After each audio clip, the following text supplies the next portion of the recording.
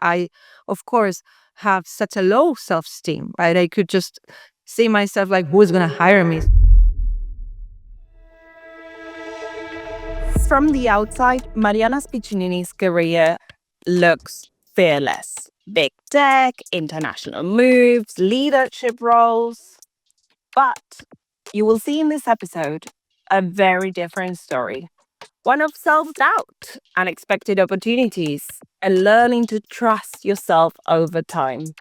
We talk about migration, identity, purpose, guardian angels, and what it means to grow into yourself.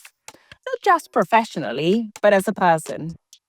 Mariana Piccinini, please welcome to In the Retrovisor en el Retrovisor. Well, hi everyone. I'm Mariana Piccinini, and I think I've met Denise since what? Like 13 years? I mean, yeah. 13 years almost. And we met each other working together. And here we are. Yes, and we will dive into a bit of those last 13 years. But I actually want to take you a bit further back. Who was Mariana Piccinini when she was 8? What did you love doing? And where were you in the world? I was in Caracas, Venezuela. I was born there, although my family is from Argentina. And I love because I don't usually think about like so long ago. So I think that when I was 8 years old, I was a kid that really loved studying. I mean, I know that this sounds very boring, but I do just remember myself just studying, doing my homework, and always helping all my classmates. Like they would come home and I would try to explain to them like more easier, basically what the lesson was about. And so my mom used to say, like, I mean, we had always like friends or people coming over home because I was basically help everyone. So that's one just very much, I would say, vivid memory that I have right now. And then as well, I really enjoyed, which still is the case, music in general. So I do remember myself dancing, singing, doing some choreographies, the typical with the microphone and everything. So that is something that I remember vividly. And then as well, I was a person that really enjoyed being in the bedroom, and just having that time, not only for studying, but in general. I was very reflective. Like, I just don't know. Remember, yes, having my inner world. I almost feel like you're describing yourself nowadays rather than when you were 8. I mean, if you would tell me that, like, you would tell me that, you done this yesterday, so you helped a colleague, like, understand what they were meant to do, and then in the evening you put some music and you sang. Like, I was like, yeah, that's Mariana. Basically myself. So I haven't changed. Fast forward. I'm not gonna do the math. I don't want people to know how well I am. But I mean, it seems that I'm very consistent. That's good. I think, though, that one of the things that you're not very consistent probably is with the place. So you were born in Venezuela, but now you're in Spain. But actually, we met in Argentina and we lived together when you were in London. So tell us a bit more about that global citizen that clearly started from a very young age. Yes, well, it started with my parents. I guess that these are the things that you may inherit and you want to take from your childhood, I guess. So, well, they are from Argentina, and at some point they had, I think, career opportunities in Venezuela in the 70s, early 80s, which was a booming moment for Venezuela. So they went there. And well, we happened to be born in Venezuela, both my sister and myself. So that's the reason. And then when I was 12 years old, my parents could see that their parents were getting older, so meaning my grandparents. I think that those moments in life that you ask yourself, okay, what do we want to do? Do we want to stay or do we want to leave? So then decided to go back to Argentina. So that's the moment that I was 12 years old. I didn't want to move. I was the only one in the family super against with the idea because I was, a teenager, super happy in Venezuela. I was like, why on earth are we moving? Like at that moment in time, you don't understand sometimes, like still the case, right? The decisions that adult people make. But yeah, we went back to Argentina. Argentina. I mean, I think that was one of the best decisions they could ever make. So, I mean, retrospectively, I could actually celebrate that. So then, yes, I did high school, university, started my career, and that's the moment that I met you in one of the companies that I work. And yeah, and I think that at some point in my career, I was having this question for myself, right? I mean, similarly, I guess that what my parents had lived before was like, do I want to have I don't know, like a foreigner experience, like as a professional right now in this stage? Well, my sister was the first one actually being very honest that she took the leap.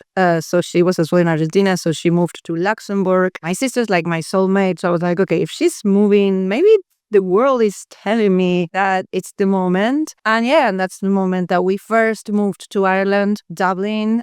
We stayed there for almost 3 years. And then we moved again to London, England to pursue another chapter of my career. I think that this is a pattern. And then after 3 years as well, like every 3 years changing places, we decided to move to Valencia, Spain, which is where I am right now for the last 3 years. So if I pass the 3 years mark, I think that, I mean, that would be like a breaking record, I would say. So let's see. Amazing. Amazing. I think that, like, in what you were saying, I was thinking, it's like the migrants that are so lucky that we can ask ourselves that question of where do I want to move? And I feel like once you've done it once, you have that feeling of like, am I in the right place? But at the same time, like, what is the right place? Like, home becomes so hard to define. Correct. I completely get it. So let me take you then to Argentina, and let me take you to your very first job. What was your very first job? And do you remember what was your idea of success at that time? Okay, so the first one, I don't know if this is interesting because my first one was, and I don't know the word in English, so you help me with that one. But you know the people that actually help kids in the school buses when they are basically drop off their homes, like, well, they need to Okay. have an adult that would entertain them and would tell them, "Don't stand up," and would sing, or well, I was singing. Like, I don't think that was part of the requirement. So that was my first job, literally. I was what, 18 years old. Yeah, I have just like finished high school, and I was like, a friend of mine was like, I have this job, like, would you want to take it? And I was like, yes. I mean, because I have always been super stressed, and still is the case, no matter how old I am, about finding a job. Like, always. So I remember so vividly when I finished high school that that's the thing, right? Like, what I'm gonna study, right? And what is that success may look like, and then am I gonna get a job? I was not even thinking at that time what success professionally speaking was. In my mind was, am I gonna get a job? Period. So then my friend comes in and say like, well, do you want to take this job? I was like, of course. I mean, it's a job. I don't have to do any interviews. Like, yeah, I mean, why not? Imagine. Oh my gosh, it sounds so irresponsible. So that was my first job. And it was very funny because what I was telling you, I mean, I was just literally singing Floricienta back in the days, trying to get I mean, everyone to behave. Mariana's 8-year-old would be very happy with that job. I will say that. So, I mean, to be That's fair, so like, true. Mariana nowadays would probably still be happy. I would do it. I would do it. I mean, of course. I mean, without a doubt, honestly. So yeah, so that was the very first one. And then after 1 year, this same friend, like, this is the fun story. She got another job as a secretary in a real estate agency, and she was like, "Well, do you wanna take the morning shifts?"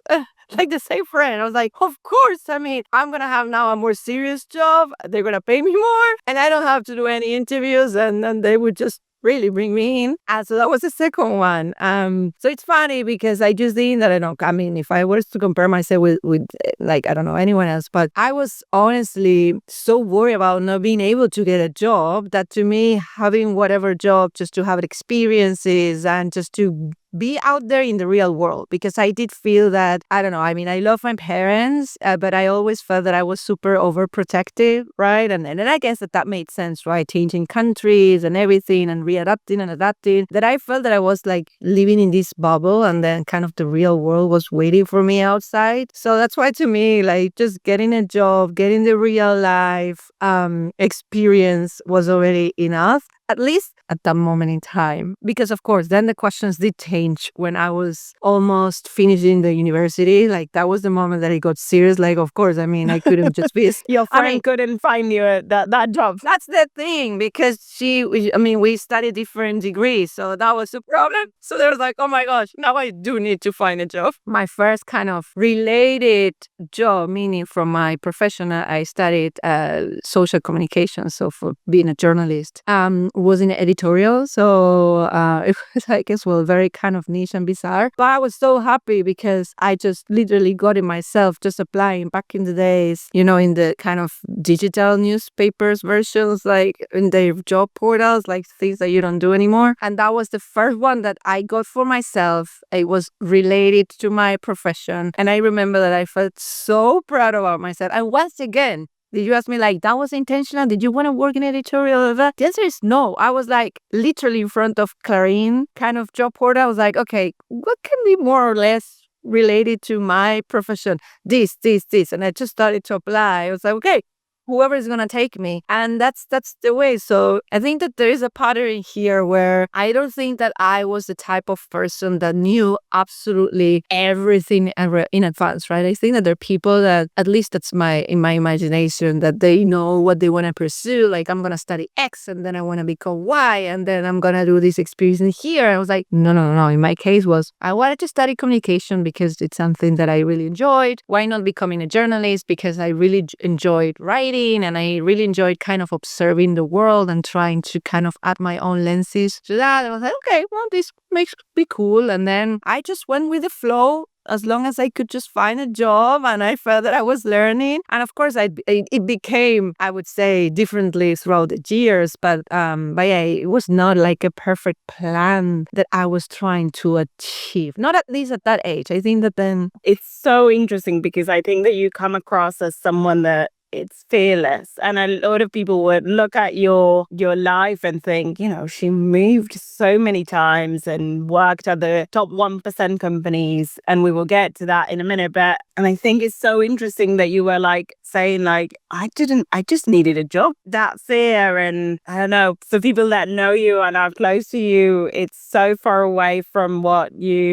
how you come across, how you present yourself. So I think that is very interesting. And I want to learn more about that because we met in big tech, basically. Tell me about that experience of joining, big tech, big Silicon Valley. We met at Facebook back in the day, very different. I think that we were like 12 people, 13. I do remember doing the supermarket shopping. Did you feel ready? Did you feel that it was a stretch? Imagine that I didn't even feel ready to become a secretary. So, not because I don't think that secretary is not hard, but I'm like, in my mind, working in a big tech company was never part of a plan. Again, I'm just being very kind of consistent on my answer, but it is true. So how it went. So after I got these first positions, as I was telling you, in kind of very small companies, editorial, then I work in an agency. I was just kind of not floating around, but I was kind of growing in the sense that I was learning new stuff and I was earning more money, and I could feel that I was getting closer to something that I enjoyed. Let's just put it that way. But in one moment in time,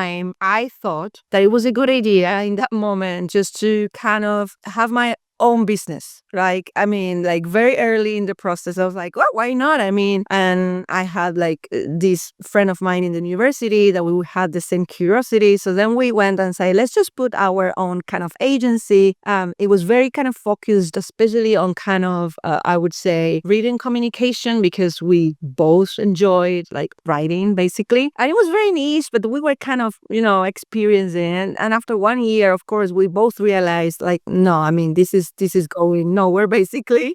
The business model, no. Of course, I didn't have any like much experience. So then we decided, okay, we need just to go back to the job market because it is taking me nowhere, basically. And I think that it was so tough then. And I'm just connecting the dots because here I was again. Of course, I was no longer 18. I think I was, 20, 25. I don't remember exactly.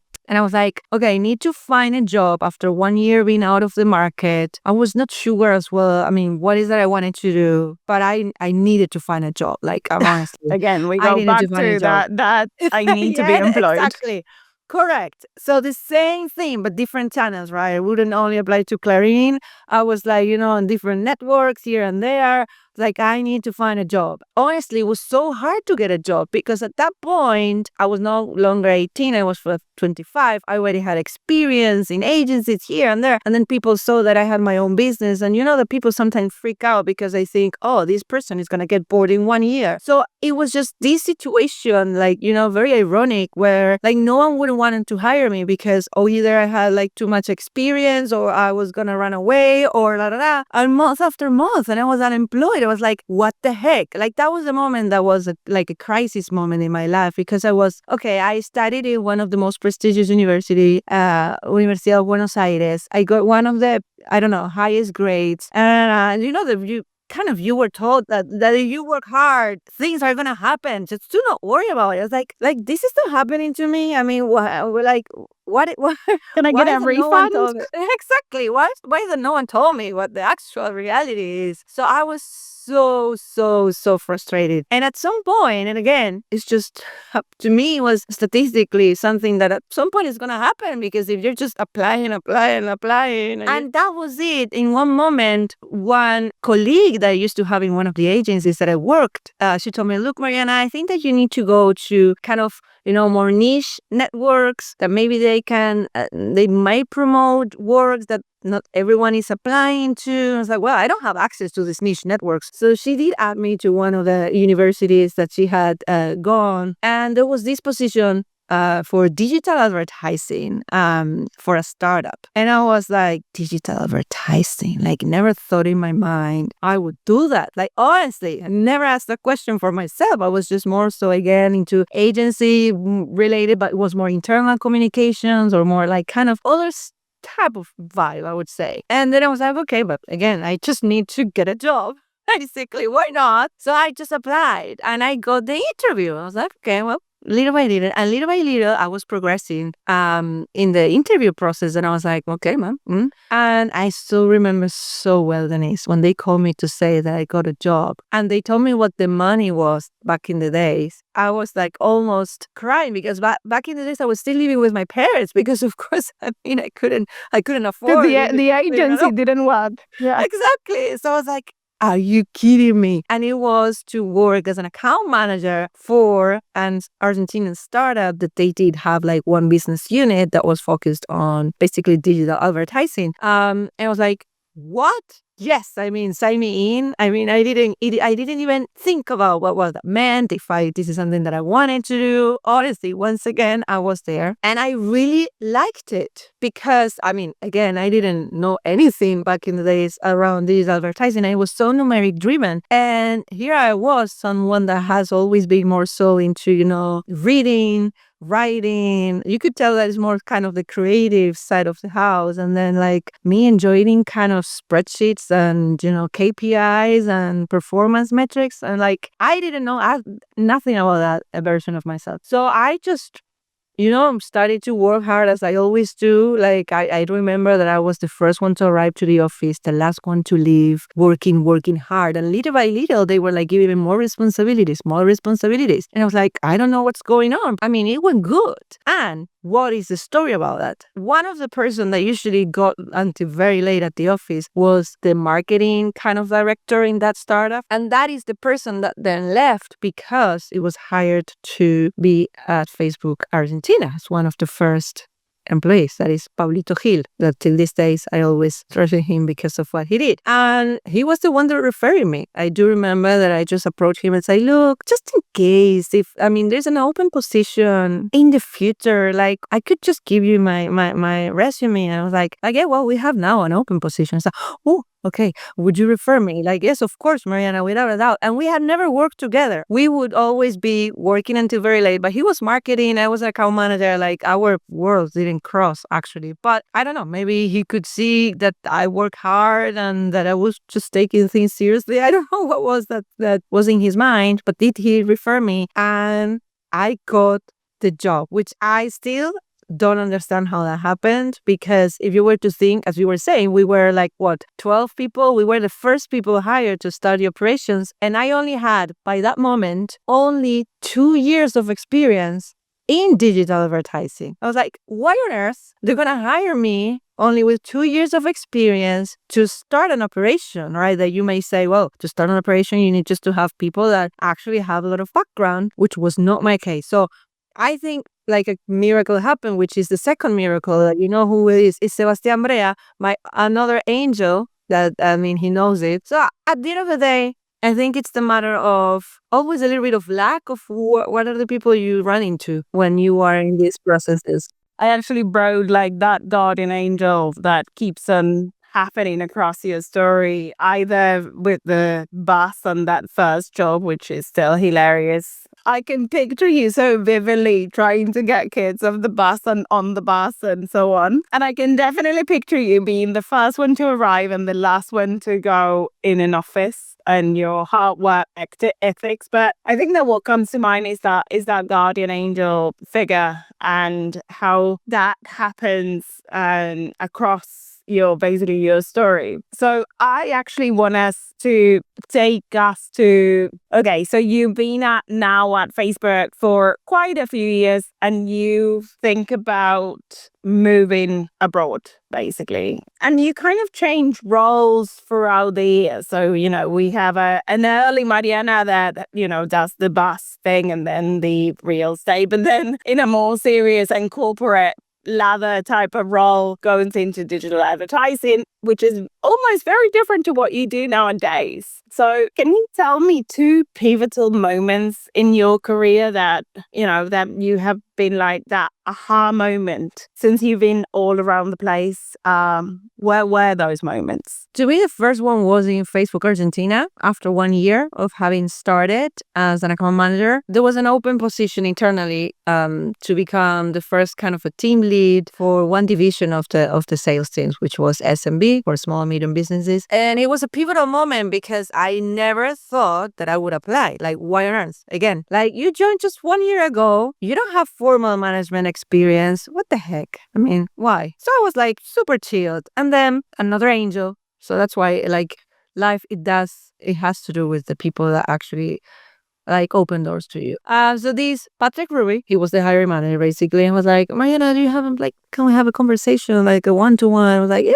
No? And so he started to pitch me the role. And I was like, is this happening? Is he trying to sell me a position like for me to apply? Like, this makes no sense to me right now. And then I was like, well, are you interested in applying? I was like, Patrick, like, I don't have management experience. I mean, not formal. He's like, I don't care. I think that, you actually have what it takes. And it's just, you need to do an interview process anyway, right? It's not that this is guaranteed, but if I was you, I would apply. And I was like, okay, he's telling me, like, of course I'm going to apply. But I never thought that I would get a job. And to me, it was a pivotal moment because I never thought that myself as a people manager. Again, I was a person that just worked hard, wanted just to do what is best and working, like, I would say, in collaboration. That's always something that inspired me. And then thanks to this person, again, that I'm sure that he saw something in me that I was not even seeing that for myself. That to me, that's the question, right? How is that could happen, right? And I was so lucky that he saw that and that he encouraged me. That's why he was an ally. He was like,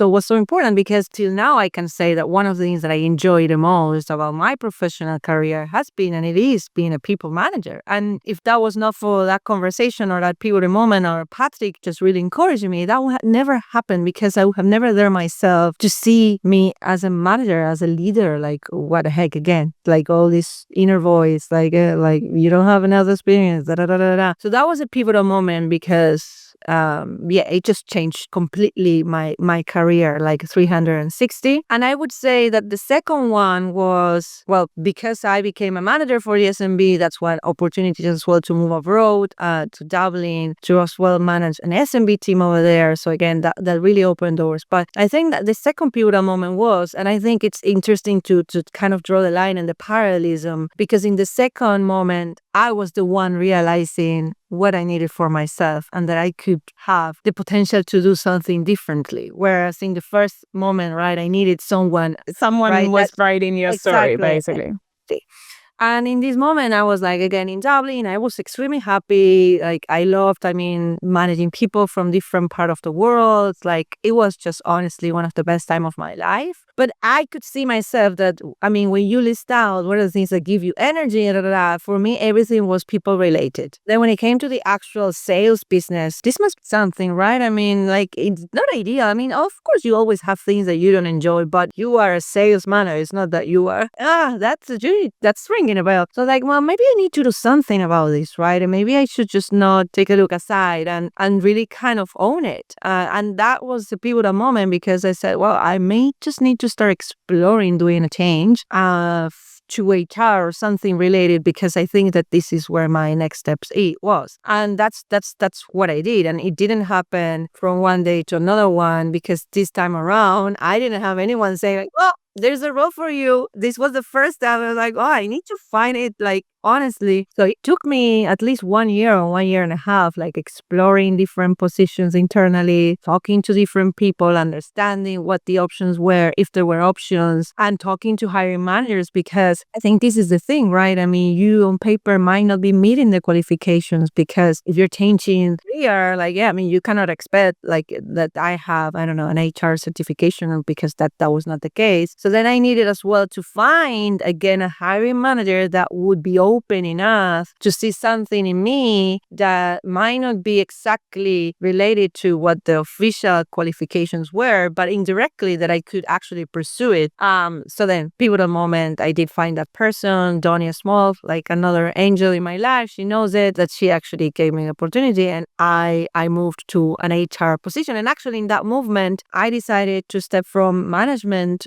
because I was a manager, and then this position that was an opportunity was an IC role. It's very hard just to make big changes and just expect that everything would be absolutely aligned. Yeah. Exactly. So I was like, I'm fine with being, again, an IC because I think that this is what it's going to take me to my next chapter in my career. And then because of that, then we had to move to London because the position was in London.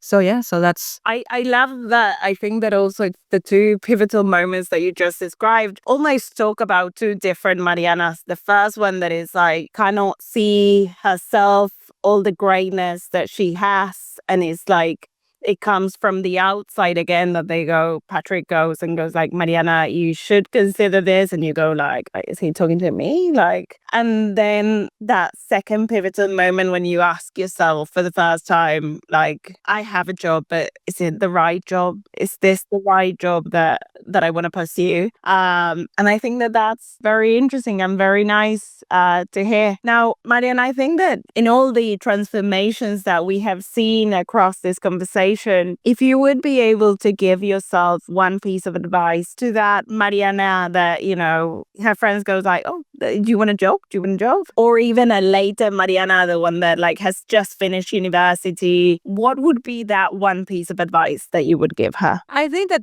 joke aside, right, around the friends, I do think that that's part of what I would tell me, right? Like, just keep investing your energy and your soul and everything being surrounded by great people because these people, friends, everyone, like, these are the people that are gonna always help you to not only get where you want to get, but be a better version of yourself. And I think that has always been the case, and I always have felt so privileged. But the question is why, right? Why is that I always have been surrounded? And I think that is what goes back into, yes, I usually was, and I am trying more and more to be a person that invests quality time and quality moments with the people that I love, because I do think that that's very important. You never do this on your own, like never. So I would say keep doing that. But what I would have said, as well, is invest more time in getting to know yourself better, because I do think that how come, right? In these stories that I was sharing with you, like other people kind of seeing something in me that I was not able to see that for myself. And I know that this is not perfect, like you sometimes will not know pieces of yourself, but I think that being intentional about asking those questions to yourself, like what is that you want to do, right? Because I started a conversation saying I just only needed to get a job, right? And why is that I was in that position? First of all, because I have such a low self-esteem, right? I could just see myself like, who is going to hire me? So as long as I have a job. So I would say to that, Mariana, like, you need just to love yourself much more. And by you loving yourself much more, that's how you get to know yourself more. I would have asked more questions, which again, I don't regret about anything, because I do think that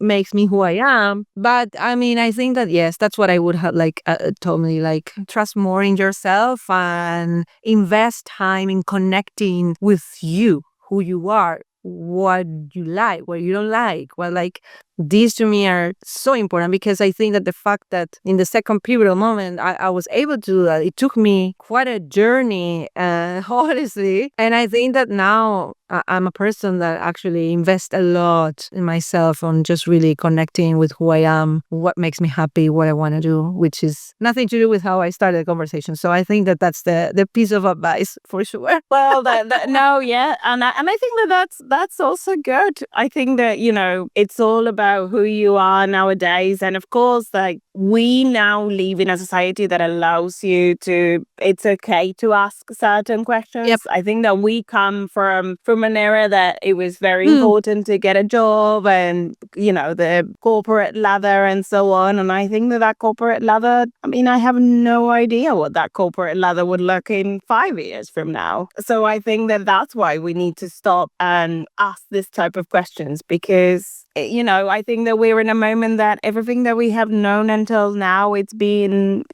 changed as we speak, as we're having this conversation. And it was very different to when we started working, that you kind of knew that progression was to be a manager. Like, if I would explain to someone that actually I could be, instead of leading a team, I could be an individual contributor with a lot of experience and get paid the same as a manager, they would look at me like, what do you mean? So I think that there's some grace that we have to give ourselves. But I do like that, you know, I feel like we can see those two Marianas, the one that, you know, started that you were very stressed about getting the job, and this one that is like, you're very stressed about not knowing yourself, and like how different those two things is. Mariana, I have one last question for you, and I actually haven't told you this yet, but we spent a lot of time talking backwards. I would like to spend the last couple of minutes asking you if you would be able to send a message to Mariana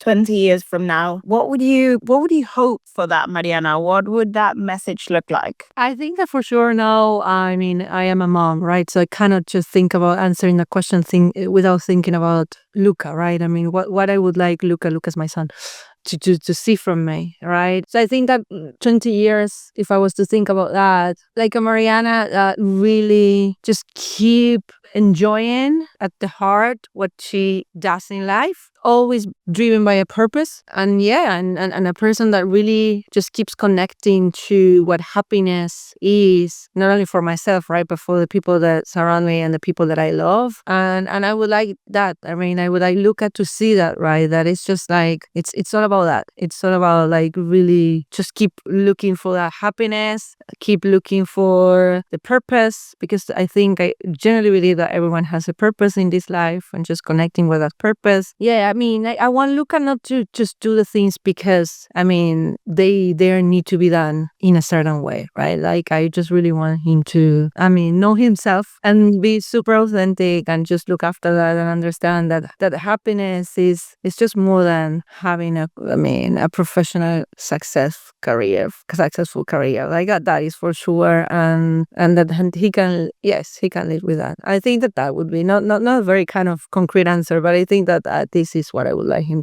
And this is why, to me, even from today, is important that I just keep, even though he's only 4 years old, but I want him to see me that I'm happy. I want him to see that I enjoy what I do for a living. Like, what does it mean? What are the things that I really like? And that my life is way beyond having a job, right? I mean, I wouldn't like look at just to see me. Yeah, my mom is just someone that just is in front of the computer from like 8 to whatever time. Like, no, hopefully he sees these other versions as well of mom, and see that, yeah, like, life is much more than a profession or a career. I love that. I do At hope least for me.